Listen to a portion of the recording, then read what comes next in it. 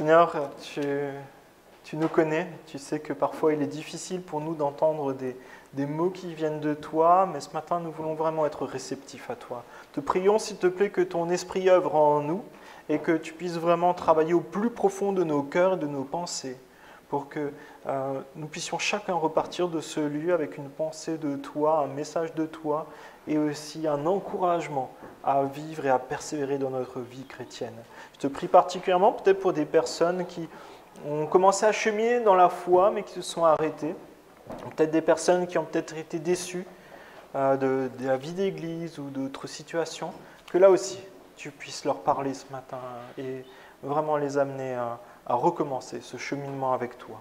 Seigneur, c'est ma prière et sers-toi de moi, s'il te plaît. Amen. Alors, parfois, je pose des questions quand je découvre que de nouvelles personnes me disent « Voilà, je suis chrétien ». Et je leur pose la question « Mais qu'est-ce qui te fait dire que tu es chrétien ?»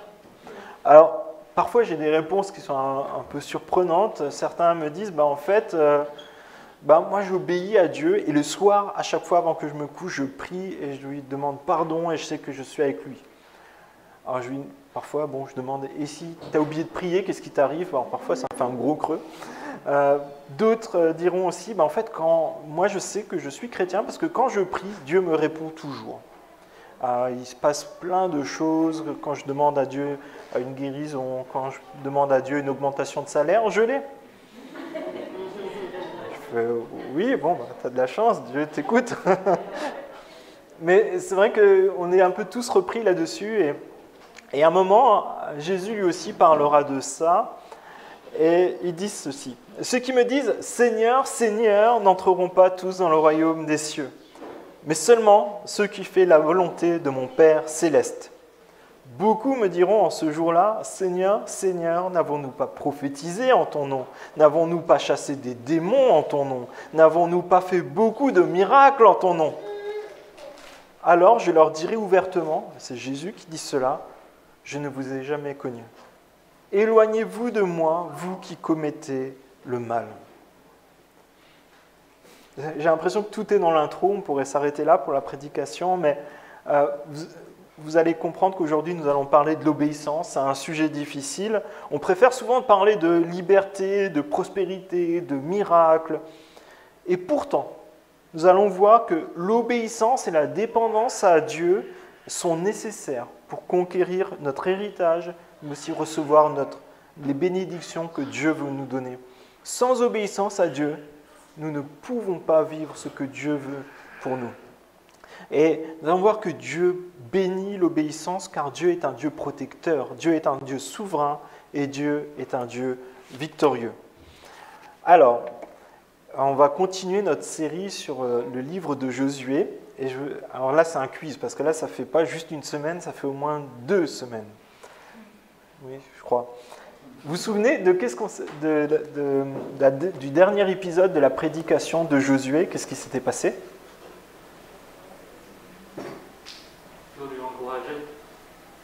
T'as dit quoi? Les gens encouragés. Oui, mais qu'est-ce qui s'est passé de particulier? Oui, ils ont traversé le Jourdain. C'est un moment particulier. Le Jourdain qui s'assèche, tout le peuple, des centaines, des milliers de personnes qui traversent à sec le Jourdain et le Jourdain se referme derrière eux. Boum! C'est ça qu'on a vu la dernière fois. Dieu agit de manière miraculeuse. Et aujourd'hui, nous lisons la suite, donc, qui se trouve dans Josué 5.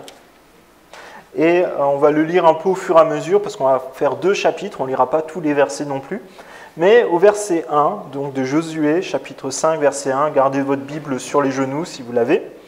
« Lorsque tous les rois amoréens qui se trouvaient à l'ouest du Jourdain et tous les rois de Canaan, près de la mer Méditerranée, apprirent que l'Éternel avait asséché l'eau du Jourdain devant les Israélites, jusqu'à ce qu'ils aient traversé, ils perdirent courage et leur esprit fut abattu devant eux. » Dieu, par ce miracle, a à la fois encouragé, comme l'a dit Ming, le peuple d'Israël pour leur montrer, voilà, je vous ai ouvert la porte, mais en face, les rois qui ont entendu ça, peut-être certains ont vu ça, eux, ça leur a donné la crainte et la peur de l'Éternel. Ils se sont dit, il y a quelque chose de plus puissant que nous qui est en train d'arriver. Donc un miracle, ça a toujours deux sens. Ça peut nous faire du bien, mais c'est aussi là pour témoigner aux personnes autour de nous. Peut-être que Dieu est bon, mais aussi que Dieu est puissant, que Dieu maîtrise toutes choses. Et on continue au verset 2. À cette époque-là, l'Éternel dit à Josué, « Fais-toi des couteaux de pierre et circoncis une nouvelle fois les Israélites. » Josué fit des couteaux de pierre et circoncis les Israélites sur la colline d'Aralot. Voici la raison pour laquelle Josué les circoncis. Tout le peuple sorti d'Égypte, tous les hommes de guerre, étaient morts dans le désert pendant la route après leur sortie d'Égypte. Or, tout ce peuple sorti d'Égypte était circoncis, tandis que le peuple né dans le désert pendant la route après la sortie d'Égypte n'avait pas été circoncis. En effet, les Israélites avaient marché 40 ans dans le désert, jusqu'à la destruction de toute la nation des hommes de guerre, qui étaient sortis d'Égypte et qui n'avaient pas écouté l'Éternel. L'Éternel leur avait juré de ne pas leur faire voir le pays qu'il avait juré à leurs ancêtres de nous donner.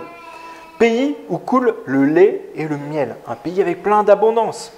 Ce sont leurs enfants qu'il donnera à leur place. Et Josué les circoncis. Ils étaient en effet incirconcis, puisqu'on ne les avait pas circoncis pendant la route. Lorsqu'on eut fini de circoncire toute la nation, ils restèrent sur place dans le camp jusqu'à leur guérison. Et là, nous allons voir que Dieu est un Dieu protecteur. Après la traversée spectaculaire du fleuve, Dieu donne un ordre à Josué. « Fais-toi des couteaux de pierre et circoncis une nouvelle fois les Israélites. » Alors, je vais vous rassurer tout de suite, ils n'ont pas été circoncis plusieurs fois. Ça serait compliqué et ça pourrait faire encore plus mal. Mais c'est un ordre qui est vraiment surprenant. Stratégiquement, qui aurait choisi de le faire maintenant ? À vue humaine, ce n'est ni le bon lieu, ni le bon moment de faire ça. Pourquoi ? Ils sont en pleine invasion, ils sont en train d'envahir un pays qui est hostile. Et les hommes vaillants, les soldats, seront incapables de défendre le camp et pendant plusieurs jours.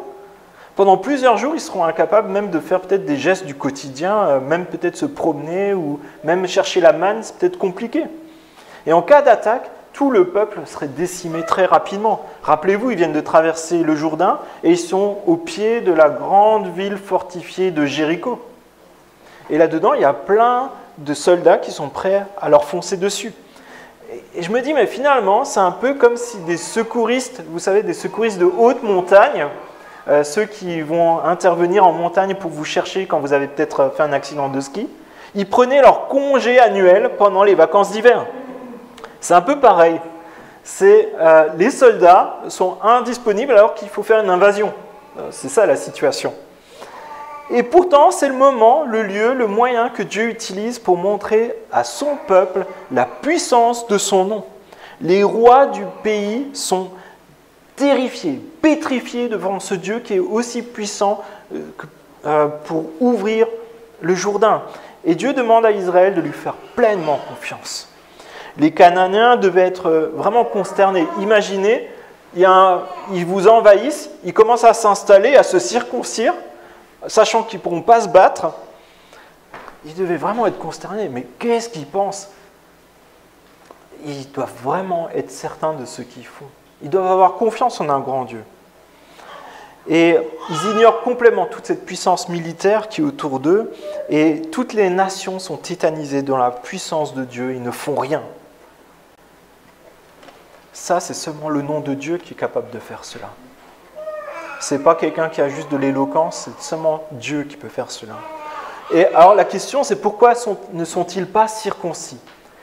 Mes amis, il y a une relation à restaurer. Et c'est de ça qu'il est question ici. Le peuple dans le désert n'a pas été circoncis pendant la route après la sortie d'Égypte. La seconde génération n'a pas été circoncis durant toute la traversée du désert pendant 40 ans. Pour plusieurs raisons, mais je pense que la principale et celle qui me semble la plus cohérente, elle se trouve dans Nombre, au chapitre 14, verset 31.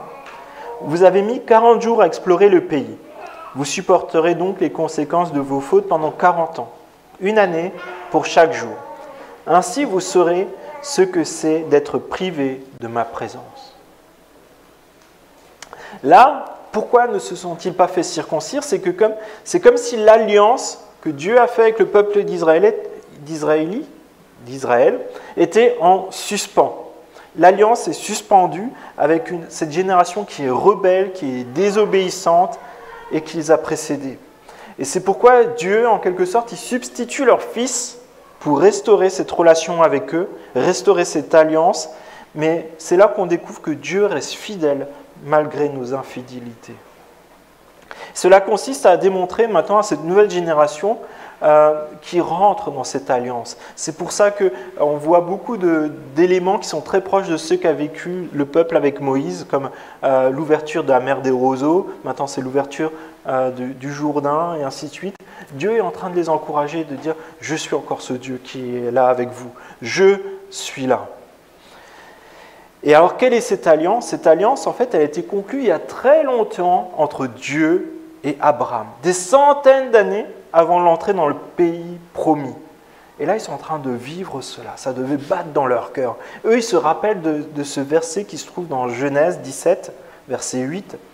C'est Dieu qui dit cela. « Je te donnerai à toi et tes descendants, après toi, le pays où tu séjournes en étranger, tout le pays de Canaan.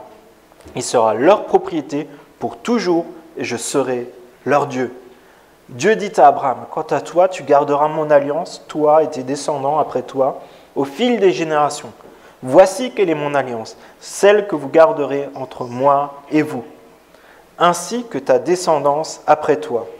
Tout garçon parmi vous sera circoncis. » Et là, on est en train de voir sous nos yeux Dieu qui est en train d'accomplir cette promesse qu'il avait faite à Abraham il y a des centaines d'années. Parce que Dieu prend plaisir à l'obéissance. L'obéissance est la clé pour être en relation avec Dieu et vivre ses promesses. Et ils restèrent là jusqu'à ce qu'ils soient guéris et l'alliance restaurée. Alors, que retenir de ce passage pour nous aujourd'hui?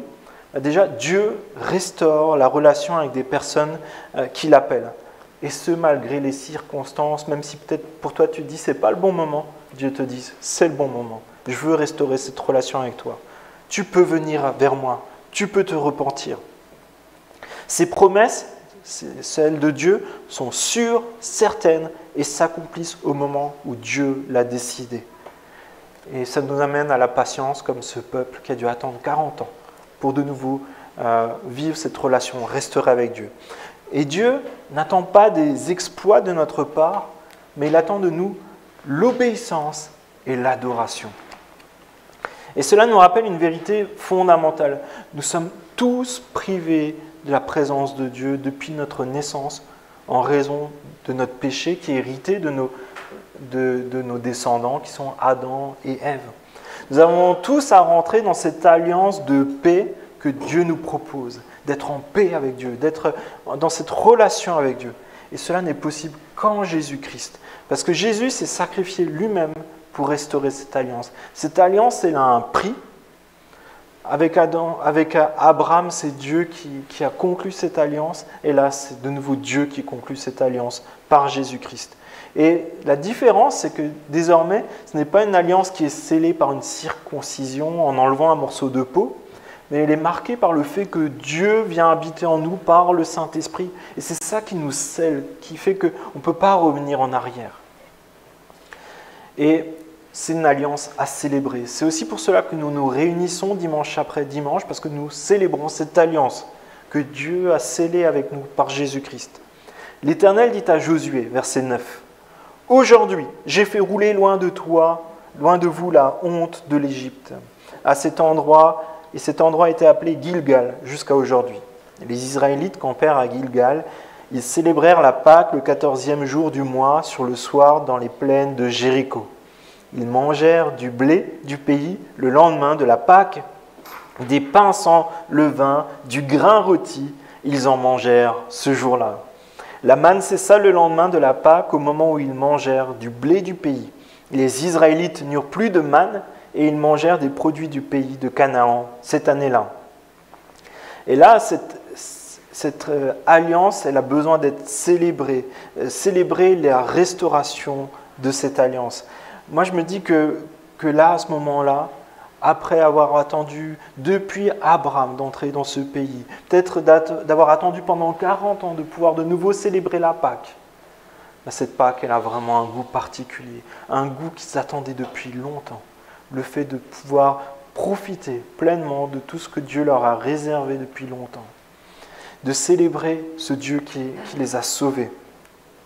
Et Dieu déclare que dans ce processus de rétablissement, qu'il a roulé loin de la honte de l'Égypte.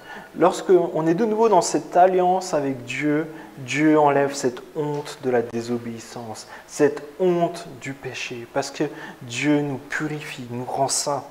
Et la honte, elle est consécutive à la désobéissance. Et la question que je me pose et que je nous pose à chacun d'entre nous ce matin, c'est mais comment est-ce qu'on peut appartenir à un maître si on ne lui obéit pas?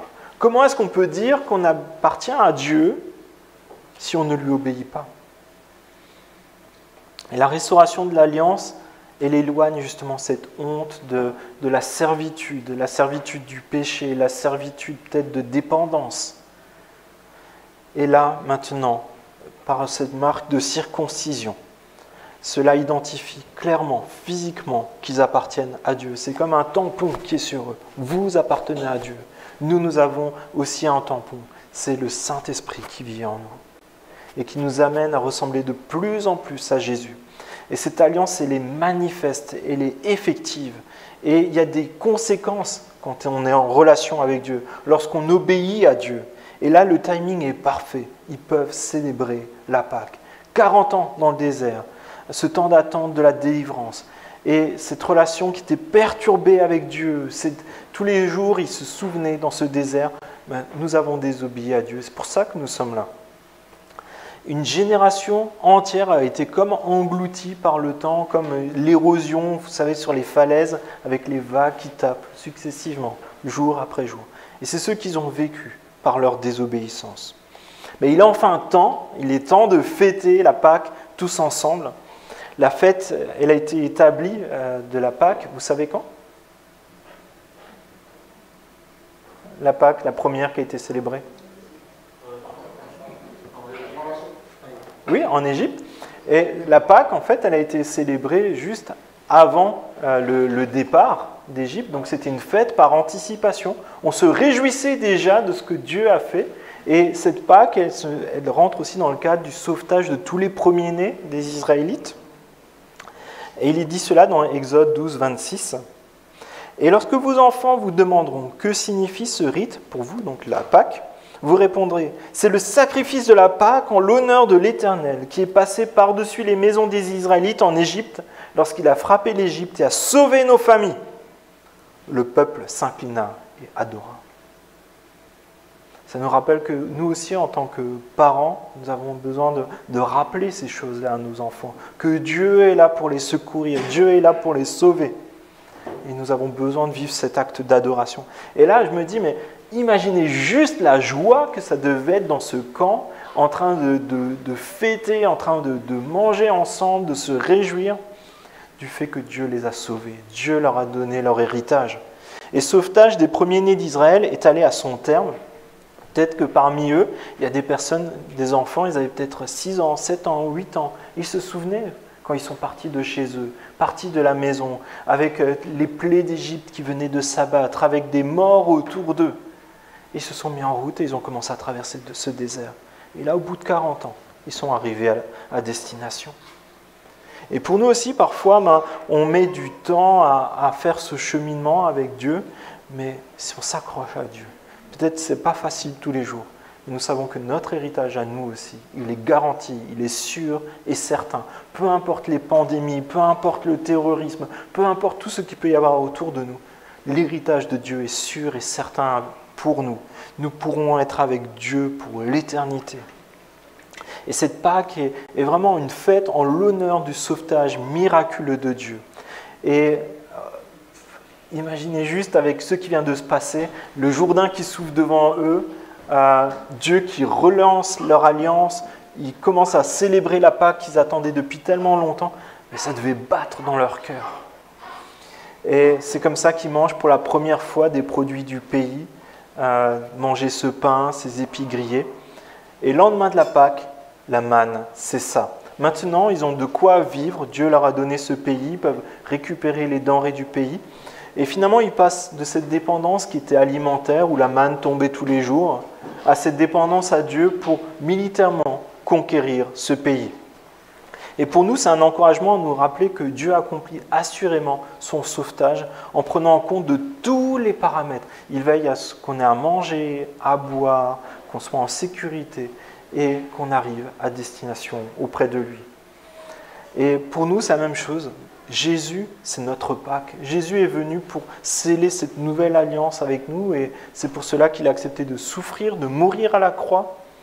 Et aujourd'hui, nous sommes aussi dans cette attente, comme cette génération, de pouvoir de nouveau célébrer la Sainte Seine avec Christ dans l'éternité.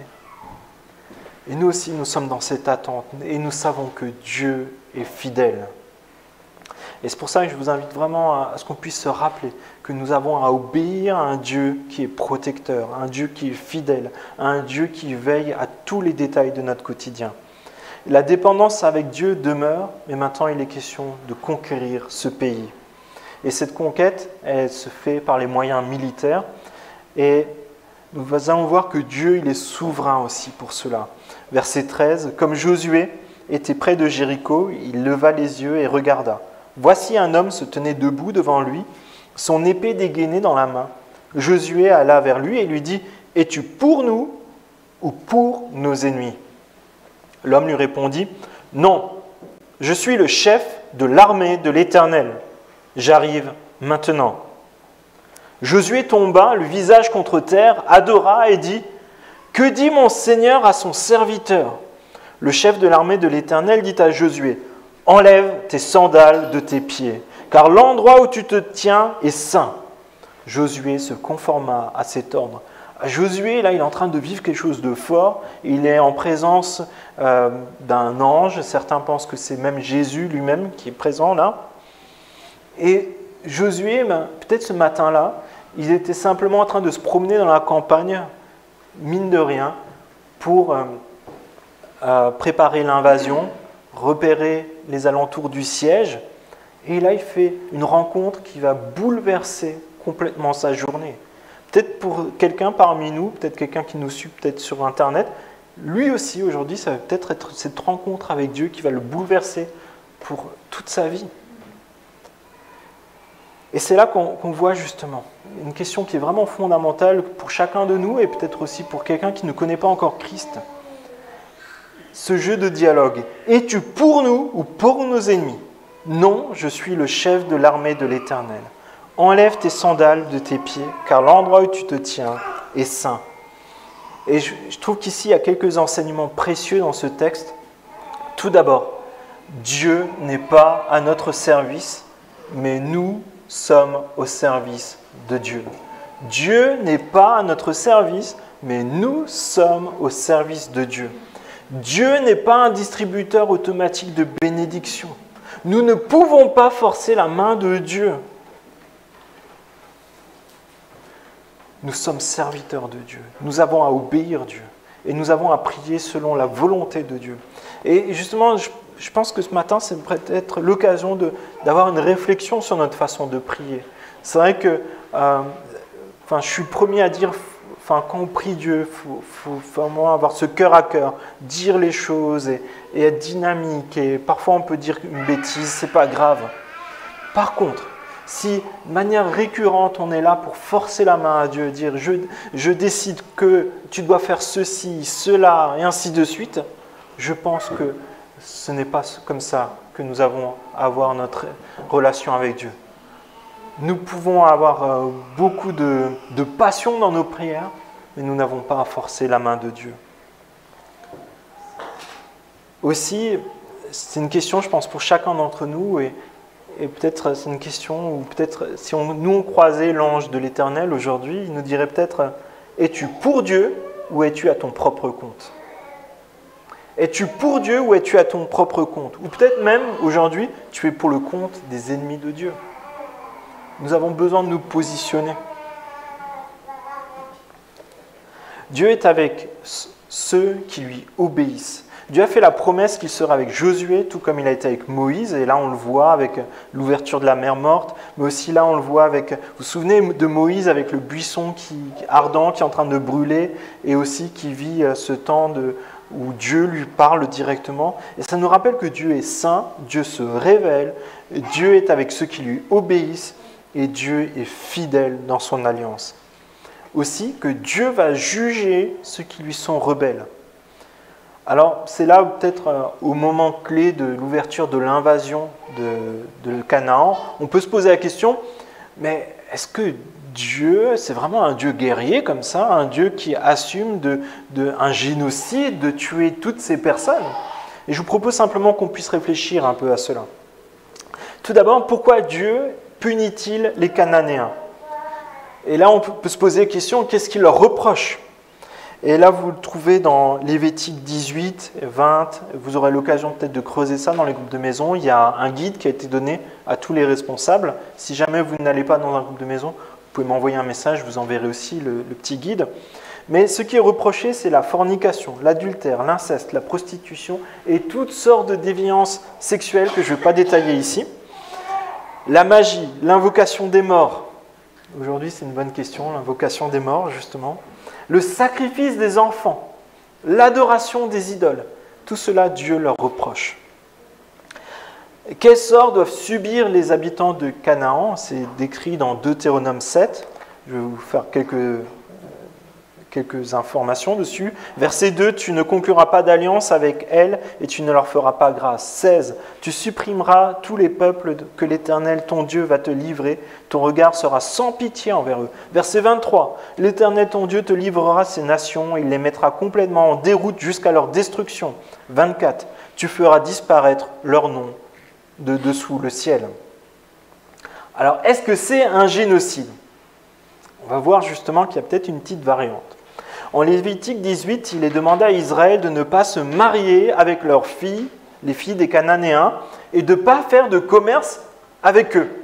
Donc là, je me pose juste la question, mais comment ils ont fait pour avoir la possibilité de se marier avec des descendants d'un peuple qui n'existe plus? Quelqu'un a une réponse à ça?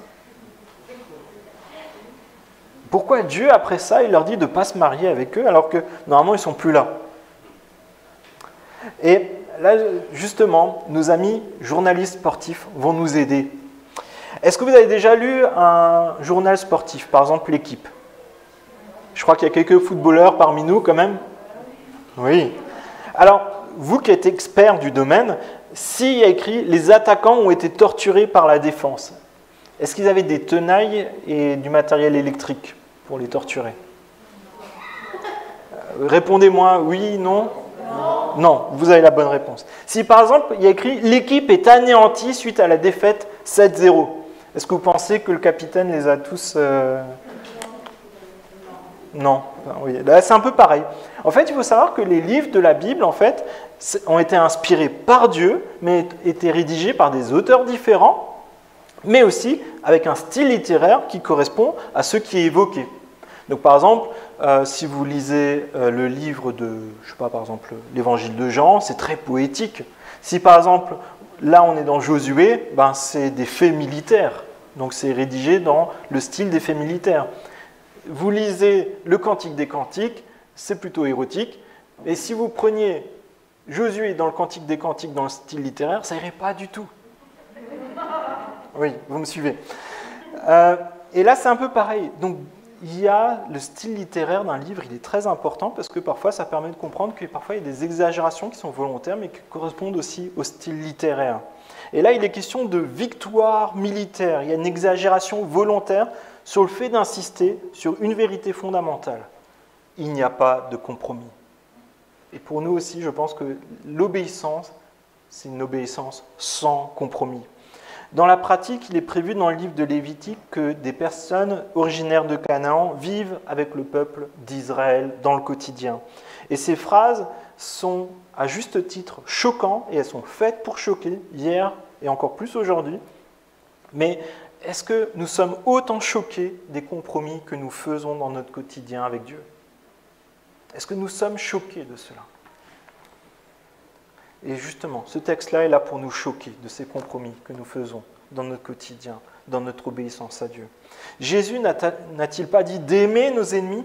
Oui, Jésus indique que ce n'est pas à nous de nous venger, mais c'est Dieu qui rendra la justice.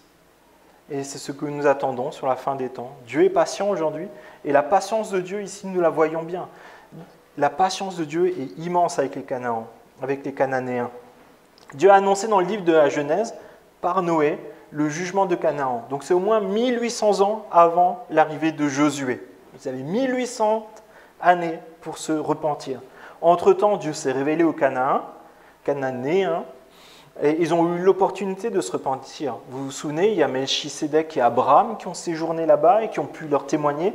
Il y a eu la destruction de Sodome et Gomorrhe, qui a été un avertissement très solennel, très puissant.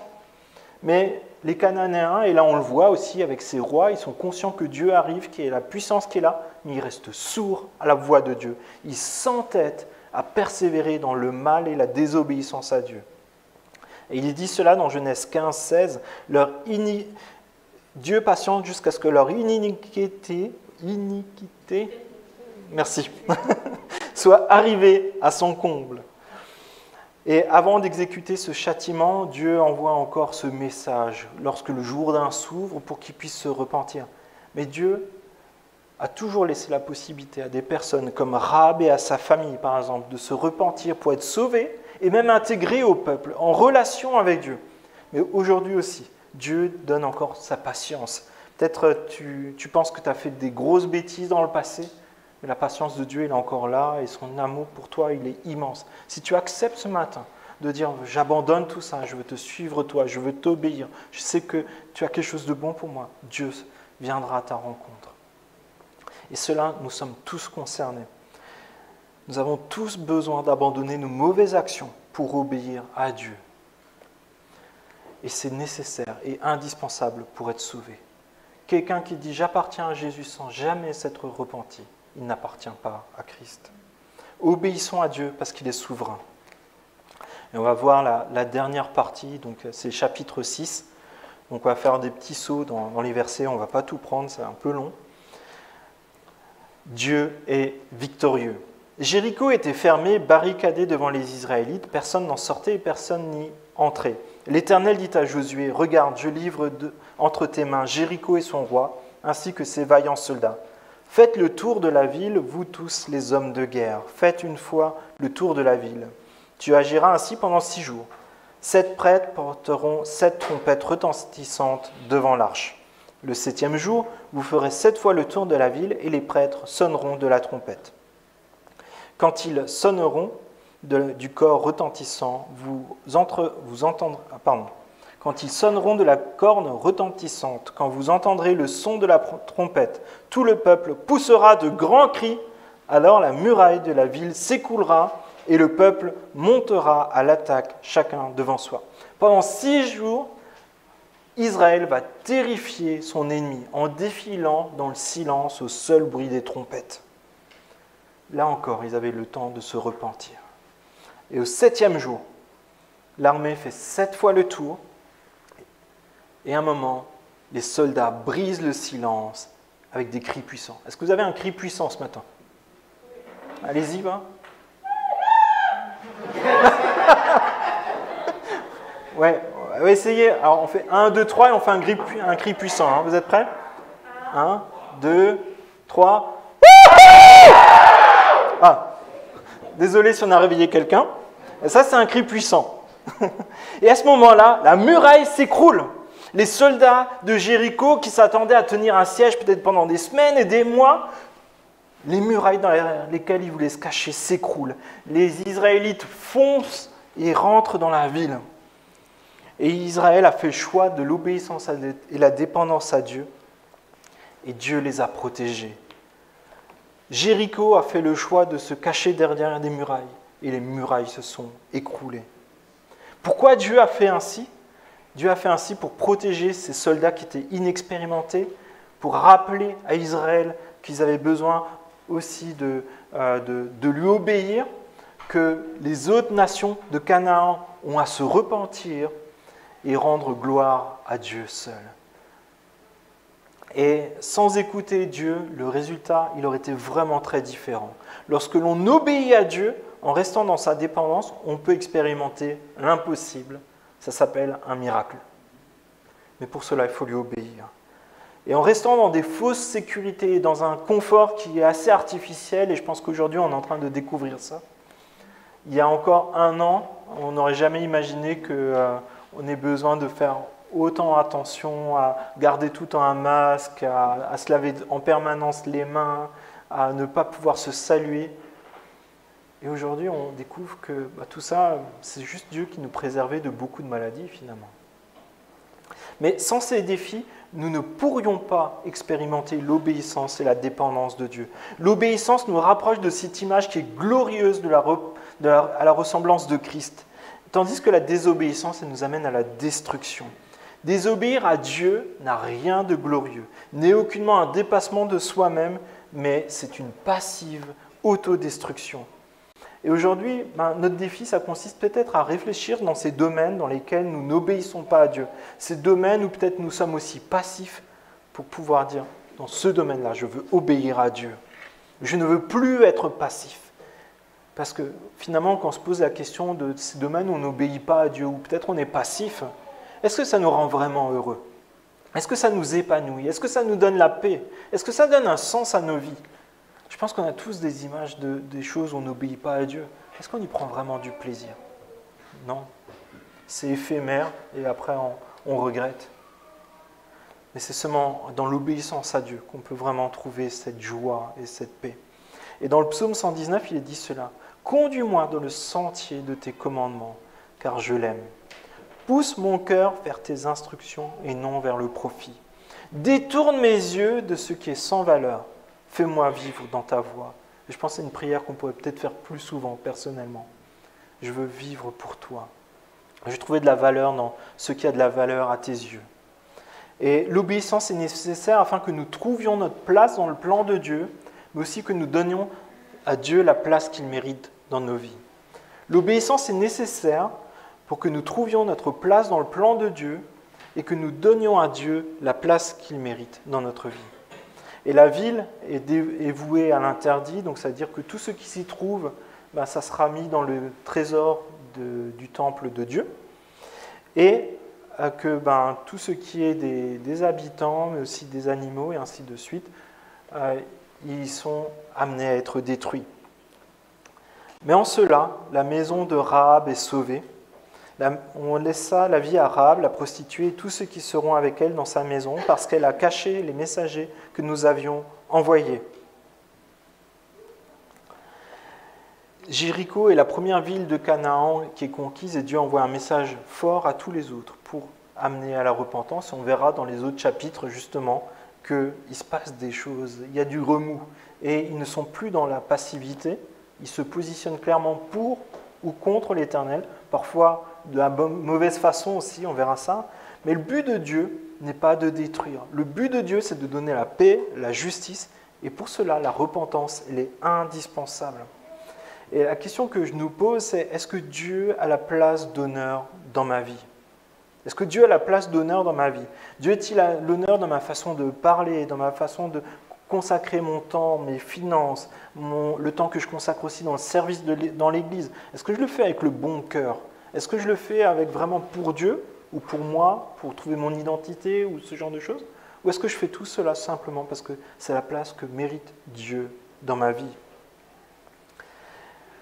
C'est seulement lorsque l'on place Dieu en premier que les autres bénédictions, on peut les recevoir, mais aussi les apprécier. Et Rahab en est l'exemple. Elle a été secourue par les espions qui sont retournés chez elle et l'ont extirpée de la ville avec ses frères, sa mère, son père et tous ses biens. Et elle a été intégrée au peuple. Et Rahab a été accueillie, elle s'est mariée avec Salmon, c'est ce qu'on a vu la dernière fois, et elle est même citée dans la généalogie de David et de Jésus. Comme quoi, peu importe le passé, peu importe d'où on vient, Dieu peut nous restaurer, nous donner un avenir qui est glorieux avec lui. Et Dieu restaure et donne un avenir à ceux qui se repentent et lui obéissent. Et finalement, ça se termine ainsi, sur une note qui est vraiment particulière, c'est Josué qui maudit. Maudit soit devant l'Éternel l'homme qui se lèvera pour reconstruire cette ville de Jéricho. Il y en jettera les fondations au prix de son fils aîné et il en posera les portes au prix de son plus jeune fils. L'Éternel fut avec Josué et l'on parla de lui dans tout le pays. Josué termine cet épisode par une malédiction sur la personne qui rebâtira les fortifications de la ville. Sur le principe, il n'y a aucun problème que quelqu'un revienne habiter dans la ville, mais le problème, c'est de rebâtir les fortifications. Pourquoi ? Parce que Jéricho est le symbole de la protection que Dieu donne à son peuple.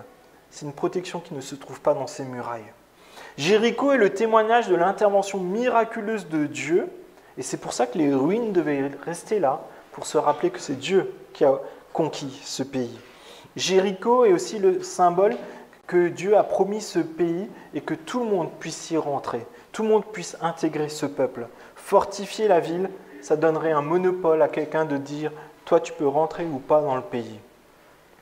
Et ça, moi ça m'a interpellé, c'est peut-être une application un peu indirecte, mais parfois, surtout quand on est chrétien de longue date, vous savez, on a l'impression aussi parfois de prendre un peu ce monopole, de savoir qui peut être en relation avec Dieu, qui peut être invité à rencontrer Dieu, qui peut être invité à participer à un culte. Et nous oublions que l'évangile elle est faite pour tout le monde, y compris des personnes qui peut-être on ne les aurait pas forcément invitées, comme peut-être une Rahab ou quelqu'un comme ça. Ça nous rappelle que nous n'avons pas ce monopole de choisir qui peut rencontrer Christ. Ça nous rappelle aussi, et c'est bon de le rappeler, je pense d'autant plus dans la circonstance actuelle, que la protection ne se trouve pas dans nos propres forces, dans des assurances ou dans tous les efforts qu'on peut faire, mais en Dieu seul. Et c'est pour ça que je nous invite vraiment à obéir à Dieu, parce qu'il est victorieux. Et peut-être pour résumer tout ça, c'est que c'est un appel à nous émerveiller, non pas de la force d'un homme ou d'un peuple qui accomplirait des actions héroïques, mais nous émerveiller devant Dieu. Dieu est souverain, Dieu est tout-puissant, Dieu est fidèle, Dieu est saint, Dieu est le juste juge. Mais Dieu nous demande une obéissance qui est inconditionnelle, de conserver aussi l'unité pour avancer ensemble comme ce peuple, de rester pur, de ne pas accepter de nous souiller en prenant des choses qui ne nous appartiennent pas, par exemple, de placer Dieu en premier en tout à la place d'honneur. Obéir à Dieu, c'est impossible aussi.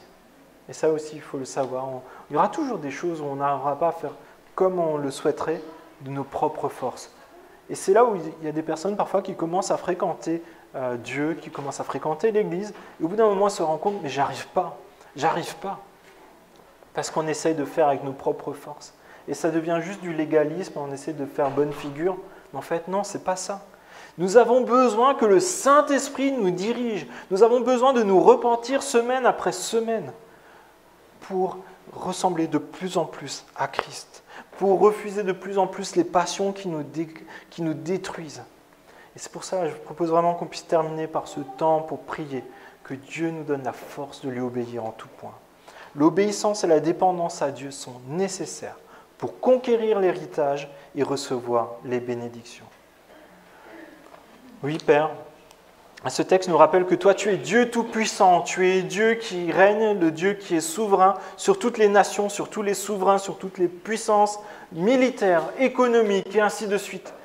Mais nous savons que toi, tu es ce Dieu qui est créateur, qui est tout-puissant.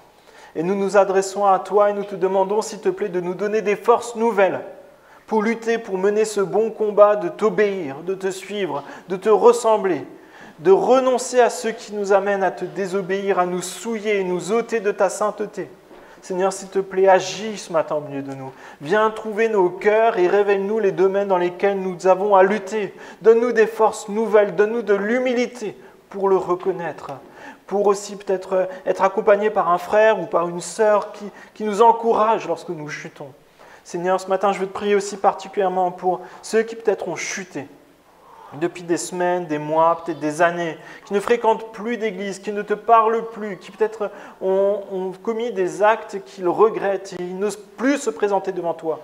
Ce matin, Seigneur, s'il te plaît, donne-leur des forces nouvelles pour qu'ils puissent saisir cette main qui est tendue par toi. Il n'est jamais trop tard jusqu'à ton retour pour s'accrocher à toi.